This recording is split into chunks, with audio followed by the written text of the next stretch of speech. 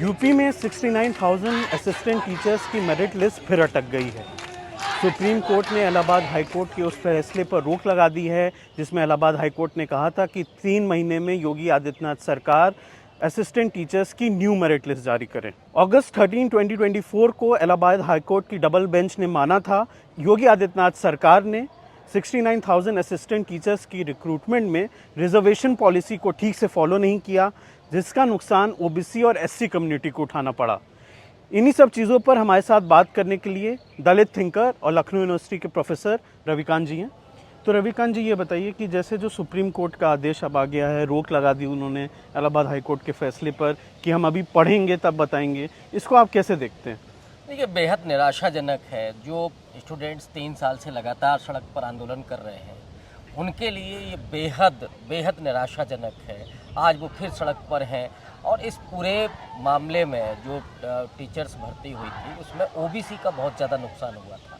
जो रिजर्वेशन 27% है उसको भी फुलफिल नहीं किया गया। 2 से 3% केवल ओबीसी के स्टूडेंट्स को उसमें जगह मिली थी। तो ये निश्चित रूप से योगी सरकार की और भारतीय जनता पार्टी की पिछड़ों के खिलाफ जो पूरी राजनीति है या जो इसको जो नीयत है पिछड़ों को बाहर करने की, उसका जीता जागता ये उदाहरण है।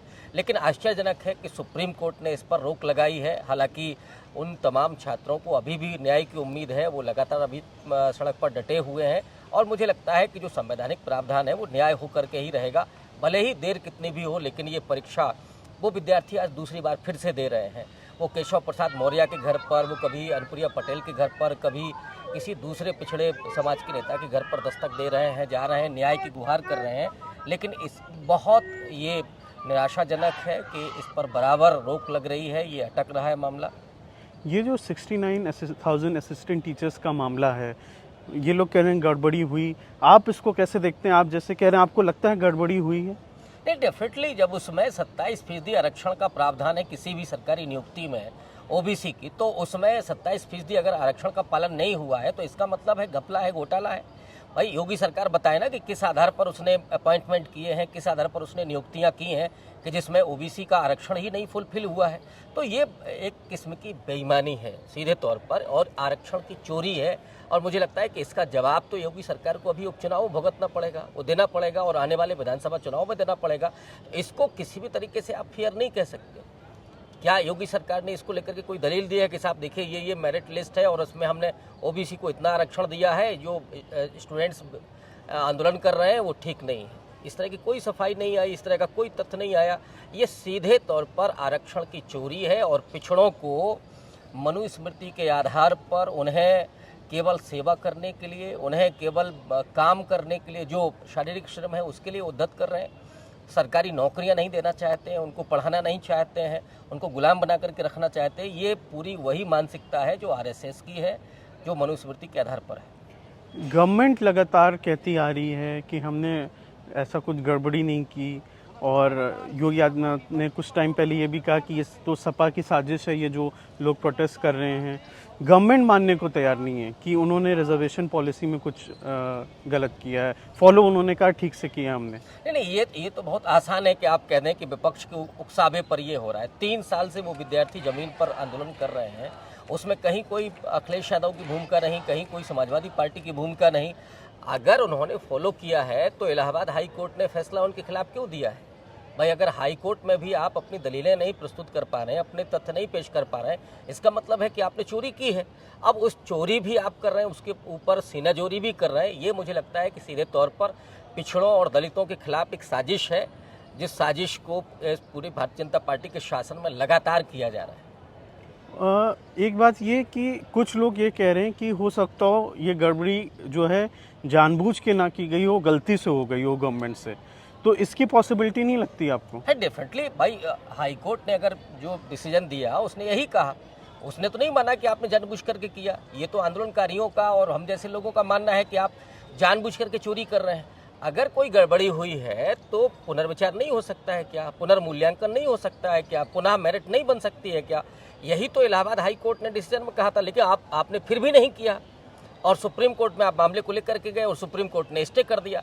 सुप्रीम कोर्ट भी उसको देखेगा, तथ्य के आधार पर देखेगा, वो भावनाओं के आधार पर तो नहीं चलेगा, जैसे राम मंदिर के इशू में हुआ। अगर इसमें तथ्य के आधार पर वो करेंगे तो मुझे लगता है कि उन तमाम प्रतियोगी छात्रों को जिनके साथ अन्याय हुआ है उन्हें न्याय मिलेगा, भले ही देर से सही। ये जो असिस्टेंट टीचर्स की भर्ती में कह रहे हैं रिजर्वेशन पॉलिसी को ठीक से फॉलो नहीं किया गया, ऐसे जो वो हैं अभ्यर्थी हैं वो कह रहे हैं, क्या टेक्निकल एस्पेक्ट क्या है, क्या आरोप लगा रहे हैं ये लोग कि क्या फॉलो नहीं किया गया? देखिए, जहाँ तक मुझे लगता है, जितना मैंने इसके बारे में जानकारी ली है, जो जनरल मेरिट है, जनरल मेरिट से जस्ट नीचे ओबीसी की मेरिट है। ऑब्वियस है कि जनरल कोटे में बहुत सारे स्टूडेंट्स ओबीसी के गए होंगे, एससी के गए होंगे। योगी सरकार जो बेईमानी कर रही है वो दरअसल जो जनरल कोटे में गए हैं उनको भी कैटेगरी में गिन रही है, जबकि जनरल का मतलब सामान्य होता है, जनरल का मतलब सवर्ण नहीं होता है। वो यहाँ यही कर रहे हैं कि उनको आप सवर्ण दिखा दे रहे हैं, और जो ओबीसी के गए हैं ऊपर या एससी के गए हैं वो आप उनको दिखा दे रहे हैं कि ये देखिए ये भी कैटेगरी के हैं, जबकि यही बहुत चोरी है, यही बेईमानी है कि अगर जो जनरल में गया है तो वो जनरल में ही काउंट होगा, उसके बाद फिर मेरिट बनती है। अगर 89 से है तो 89 के नीचे जो होंगे वो ओबीसी के मेरिट में आएंगे। मान लीजिए कि 76 गई है आपकी एससी की मेरिट, और 90 के ऊपर जो गए हैं वो जनरल में काउंट होंगे, और जो 76 के नीचे होंगे वो आपके एससी में काउंट होंगे। तो यहाँ इनको पूरा करना चाहिए था, यही तो इसके आधार पर आप करें नहीं, तो इसका मतलब है कि आपने तो सीधे घोषित तौर पर कर दिया कि 50% सवर्णों के लिए कोटा होगा, जबकि वो जनरल कोटा है, नॉट अपर कास्ट। यही चोरी है, यही बेईमानी है, और इसको एक्सपोज किया जाना चाहिए। भारतीय जनता पार्टी का सीधा जो मंसूबा है वो है दलित और पिछड़ों को सरकारी नौकरियों, सरकारी शिक्षण संस्थानों से बाहर करना, और ये अच्छा तरीका नहीं उन्होंने। और ये तो सुप्रीम कोर्ट की गाइडलाइन है कि जो जनरल में जाएगा वो कैटेगरी में नहीं गिना जाएगा। अब इसमें कौन सी आपको रॉकेट साइंस लगानी है? ये तो सामान्य सी बात है, इसको हर व्यक्ति जानता है जो भी पढ़ा लिखा है। तो इससे मुझे लगता है कि यही चोरी है, इसी को चोरी मैं कह रहा हूँ। जब हाईकोर्ट का फैसला आया, हाईकोर्ट ने कहा कि 3 महीने में नई मेरिट लिस्ट जारी करें। उसके बाद जो अभ्यर्थी हैं वो जगह जगह, जैसे आप भी कह रहे थे, प्रदर्शन किया, केशव मौर्य के यहाँ, कभी किसी और मिनिस्टर के यहाँ, वो ये कह रहे हैं कि ये कंप्यूटर का ज़माना है, इसमें 3 महीने की ज़रूरत नहीं, ये बहुत जल्दी ये काम हो सकता है। तो आपको भी क्या सरकार की मंशा पे शक है कि वो 3 महीने आराम से इसलिए ले रहे थे कि कुछ जनरल कैटेगरी के जैसे कई स्टूडेंट सुप्रीम कोर्ट चले जाएं और उस ऑर्डर पे स्टे लग जाए? क्या उनकी मंशा ये थी, या ये 3 महीने वाला काम है, इसमें टाइम लगेगा, देखना पड़ेगा? अमन जी, आपको याद होगा जब इलेक्टोरल बॉन्ड को लेकर के सुप्रीम कोर्ट में फैसला आया था, उस समय भी यही दलील दी गई थी कि साहब हमको टाइम ज़्यादा चाहिए, एसबीआई ने यही कहा था। लेकिन सुप्रीम कोर्ट ने कहा कि आज का दौर क्या है, आपको 24 घंटे में देना है, और वो आंकड़े दिए गए। ये बिल्कुल सही बात है कि आपको जो पहले से अंक मालूम है, आपको मेरिट ही तो बनानी है। मुझे लगता है कि ज़्यादा से ज़्यादा 3 घंटे का काम है, जहाँ आप 3 महीने का टाइम दे रहे हैं। इसका मतलब है कि बहुत सोची समझी रणनीति के तहत ये खेल चल रहा है। इसीलिए हम जैसे लोग जुडिशरी पर भी सवाल खड़ा करते हैं कि जुडिशरी में भी कहीं पारदर्शिता का अभाव है। जब तक उसमें भी प्रतिनिधित्व नहीं होगा, वहाँ पे भी रिजर्वेशन नहीं होगा, तब तक दलित और पिछड़ों और आदिवासियों को न्याय नहीं मिलेगा। आप 3 महीने का टाइम देने का मतलब क्या है? आप सीधा आदेश देते कि आप 1 सप्ताह के भीतर आप मेरिट लिस्ट बना करके और आप इसको पेश कीजिए, तो मुझे लगता है कि उसी समय ये चीज़ें हो जाती है। लेकिन 3 महीने का टाइम देने का मतलब है कि आप मौका दे रहे हैं कि वो लोग सुप्रीम कोर्ट में जाएं, और सुप्रीम कोर्ट में मामला उलझेगा, महीने भर, 2 महीने, साल भर, ये सब मामला चलेगा। लेकिन मैं समझता हूं कि इस सब का इलाज चुनाव है, और चुनाव में इसका खामियाजा बीजेपी सरकार को भुगतना पड़ेगा। आखिरी 2 सवाल।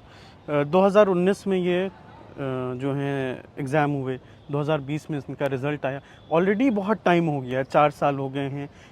जो प्रोटेस्ट कर रहे हैं अभ्यर्थी हैं, जो इससे पीड़ित हैं, वो कह रहे हैं कि इतने साल तो हम लोग के ऐसे ही वेस्ट हो गए, अब फिर मामला अटक गया। तो क्या फ्यूचर आप देखते हैं इसका? देखिए, होगा तो अंततः फैसला ही, न्याय ही होगा, लेकिन ये प्रताड़ित करना, यही मनुस्मृति का विधान है ना। अगर वो अपने अधिकार के लिए लड़ रहे हैं तो भी उनको प्रताड़ित किया जाए। 2 साल, 3 साल, 4 साल, 5 साल, वो चल कहाँ रहा है? हाई कोर्ट जा रहा है, सुप्रीम कोर्ट जा रहा है, सरकार तो सुनी नहीं रही है। तो इस वजह से मुझे लगता है कि मोरल तोड़ना उन लोगों का, अब 3 साल जो सड़क पर बैठे हैं वो क्या पढ़ाई कर रहे होंगे? जो लोग नौकरी कर रहे हैं बिना उसके, जिनका नहीं होना चाहिए, वो तो अभी जा करके स्टे ले लेंगे कि साहब हमको कैसे बाहर निकाला जाएगा। ये फैसला तो तभी होना चाहिए था। ये जो सरकार कर रही है, मैं फिर से कहूँगा कि दरअसल ये दलितों, पिछड़ों, आदिवासियों की विरोधी सरकार है। वो नहीं चाहती है कि लोग सरकारी संस्थानों में रहें, शिक्षक बने, पढ़ाएं लिखाएं, सरकारी नौकरी करें। उनको मनुस्मृति के विधान पर वो चाहते हैं कि साहब ये कोई नाईगिरी का काम करे, कोई बढ़ेगिरी का काम करे, कोई झाड़ू लगाए, कोई पोंछा लगाए, कोई नाली साफ करे, कोई गटर में जाकर के मर जाए, इनको कोई फर्क नहीं पड़ता। आखिरी सवाल, जब ये फैसला आया तो केशव मौर्य ने इसकी तारीफ की कि ये अच्छा फैसला आया है। उसके बाद योगी आदित्यनाथ पहले कह रहे थे कि ये सपा की साजिश है, पर फैसला आने के बाद कई मिनिस्टर्स ने भी, बीजेपी के सेंट्रल मिनिस्टर अनुप्रिया पटेल ने भी इसका वो किया, स्वागत किया। ओम प्रकाश राजभर ने भी एक तरह से वो किया। हालांकि ओम प्रकाश राजभर ने कहा कि योगी इसके अगेंस्ट नहीं थे, पर हम इसका स्वागत करते हैं। तो इसको आप कैसे देख रहे हैं? क्या बीजेपी में कुछ वो है, इंटरनल कॉन्फ्लिक्ट चल रही है, क्या है ये? नहीं, ये तो सीधे तौर पर केशव प्रसाद मौर्य को मौका चाहिए था।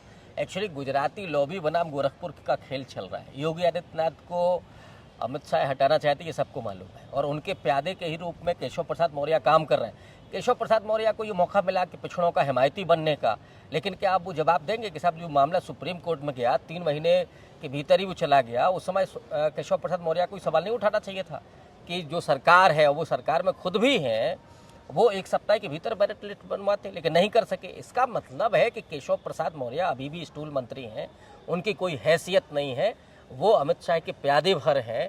हालांकि वो चाहते ये हैं कि योगी आदित्यनाथ चले जाएं यहाँ से, तो वो कुर्सी हमको मिल जाए, जिस लंबे समय से इसका इंतजार कर रहे हैं, तो वो स्टूल से केवल कुर्सी पर जाना चाहते हैं।